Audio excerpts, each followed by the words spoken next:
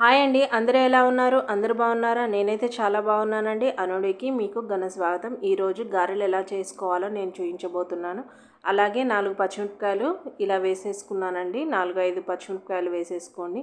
అలాగే కడిగి పెట్టుకున్న మినపప్పు అనేది ఈ విధంగా నేను ఒక మిక్సీ జార్లోకి వేసుకొని, ఈ గారెలకి పొట్టు మినపప్పు అయితే చాలా బాగుంటుందండి. అలాగే నేను మిక్సీ పట్టుకున్నాను చూడండి. ఈ విధంగా ఉంటే సరిపోతుందండి. ఈ విధంగా అలాగే ఉల్లిపాయలు, ఉప్పు, కొంచెం పుదీనా తీసుకున్నాను, అలాగే జీలకర్ర తీసుకున్నాను, కొంచెం సాల్ట్ వేసుకొని ఇవన్నీ పక్కకు పెట్టుకున్నాను. అలాగే నేను ఒక గిన్నెలోకి పెరుగు తీసేసుకొని, వడలు నీటితో అద్దుకుంటాం కదా, ఇలా పెరుగుతో అద్దుకొని చేయండి. అప్పుడు అనేది అన్నీ ఒకే కలర్లో ఉంటాయి, అలాగే గోల్డెన్ కలర్లో ఉంటాయి. ఇది ఈ విధంగా ఎప్పుడన్నా మీరు ఒకసారి ట్రై చేయండి. అన్నీ ఈక్వల్గా ఉంటాయి, టేస్ట్ కూడా చాలా బాగుంటుంది. ఇదిగో ఈ విధంగా గట్టిగా ఉంది కదా పిండి అనేది, ఇది బాగా ఇలా కలుపుకోవాలి. ఇదిగో నేను ముందుగా కట్ చేసుకున్న ఈ ఇంగ్రీడియంట్స్ అన్నీ వేసేయండి. మీరు కావాలంటే కొత్తిమీర వేసుకోవచ్చు, నేను పుదీనా వేసుకుంటున్నాను.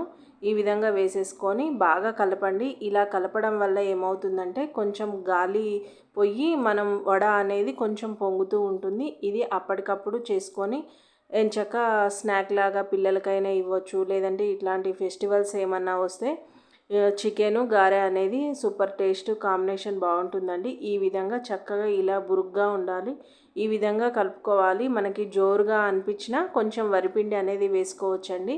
ఇదిగో ఇలా మజ్జిగలోకి అద్దుకొని నేను ఈ విధంగా పిండి అనేది తీసుకొని ఇలా వేసుకుంటున్నాను చూడండి. నేను పేపర్ అనేది ఏం తీసుకోను, అలాగే కర్చీఫ్ అనేది ఏం తీసుకోనండి. నేను ఈ విధంగా వేసేసుకుంటానండి నూనెలోకి. నేను ఇదే విధంగా పెద్దగా కాకుండా చిన్నగా కాకుండా మీడియం సైజులో చేసుకుంటాను. నాకు కర్చీఫ్ మీద వేసినా నాకు అంత ఎందుకో ఇబ్బందిగా అనిపిస్తుందని ఈ విధంగా నేను చేతి పెట్టే వేసుకుంటానండి. ఇదిగో చూడండి, ఈ విధంగా కొంచెం ఆయిల్ తోటే నేను కొన్నిగా వేసేసుకుంటూ ఉంటాను. చూడండి చక్కగా వేగుతుంది కదా. నూనె అనేది హై ఫ్లేమ్లోనే ఉండాలండి. హై ఫ్లేమ్ కాకపోయినా కనీసం మీడియం ఫ్లేమ్లో ఉండైనా వేసుకోండి. అప్పుడే గారె అనేది చక్కగా వేగిపోతుంది, చక్కగా ఉడుకుతుంది. ఇదిగో చూడండి, మళ్ళీ ఇంకోసారి చూపిస్తున్నా కదా. ఈ విధంగా మనకి రాని వాళ్ళు కూడా ఈ విధంగా చేతితో పెట్టి వేసుకుంటే అనేది చక్కగా వస్తాయండి. ఇలా మజ్జిగలో కలిపి వేయడం వల్ల మనకు అనేవి అన్నీ ఈక్వల్ కలర్లో వస్తాయండి. మీరు కూడా ఎప్పుడైనా ఒకసారి ట్రై చేయండి. ఇదిగో చూడండి ఎంత ఈక్వల్ కలర్గా మనం లాస్ట్ వరకు ఇలానే తడిపి వేసుకుంటే అన్నీ ఒకటే కలర్లో ఉంటాయి.